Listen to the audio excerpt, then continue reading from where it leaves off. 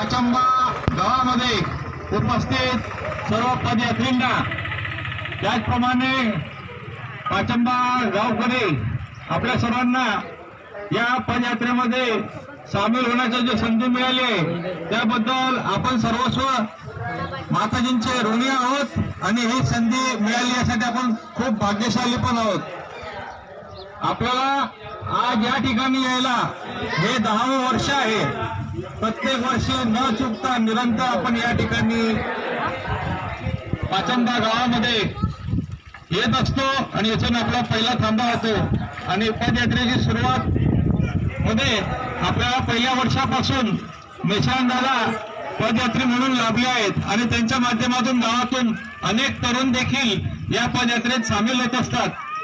त्याचप्रमाणे गावातील सर्व वरिष्ठ मंडळी या ठिकाणी आपल्याला भंडाऱ्याचे जे आयोजन करून देतं त्याच्यामुळे आपल्या सर्वांचा थकवा दूर होतो आणि ऐन जेवणाच्या वेळी आपल्याला जेवणाची संधी भेटते। त्यामुळे सर्वांना जो आनंद होतो तो आनंद आपण शब्दामध्ये सांगू शकत नाही।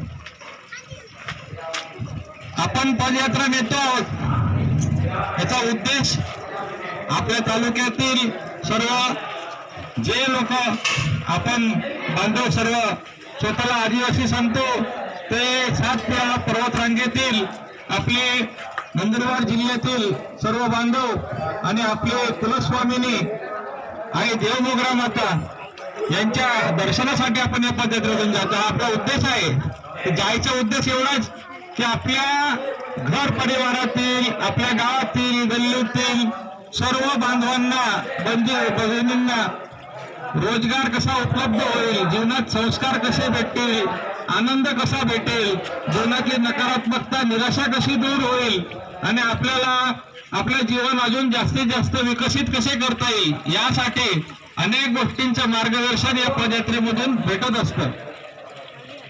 त्याचप्रमाणे आपण महाशिवरात्रीचा उत्सव साजरा करतो, त्यासाठी माताजीच्या दर्शनाला जातो। तर हे जे वातावरण आहे आपण आपल्या सोबत हितारी घेऊन जातो। या हितारीमध्ये माताजीची कणी असते, ती कणी आपण तिथं नेतो आणि तिथून आपण माताजीची कणी परत पण आणतो। ती कणी आपण आपल्या शेतात टाकून आपला विकास करतो। ही जी आपली कृतज्ञ भाव आहे, हा कृतज्ञ भाव आपण व्यक्त करण्यासाठी पाचंबा गावात आपण पहिल्यांदा थांबलो आहोत। या ठिकाणावर आपला पुढचा मुक्काम आहे। डोगेगाव मध्ये महाआरती आहे, चिखली गावात आपली सभा आहे आणि शेळी गावात आपला मुक्काम आहे आजचा।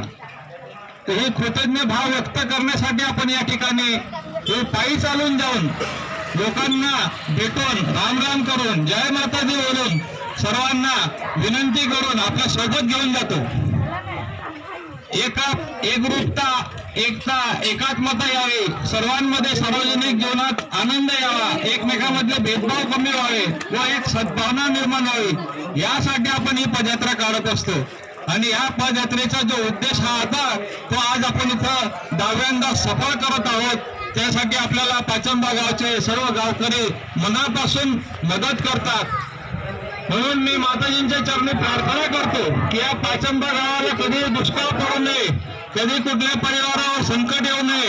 या सर्व पाचंबा गावातील सर्व बंधू भगिनींना विकासाची यशोगाथा लिहिता येईल असं त्यांना यश माताजी देव असे माताजींच्या चरणी मी प्रार्थना करतो। आपल्या सर्व पदयात्रेंतर्फे व माझे 2 शब्द संपवतो। जय माताजी।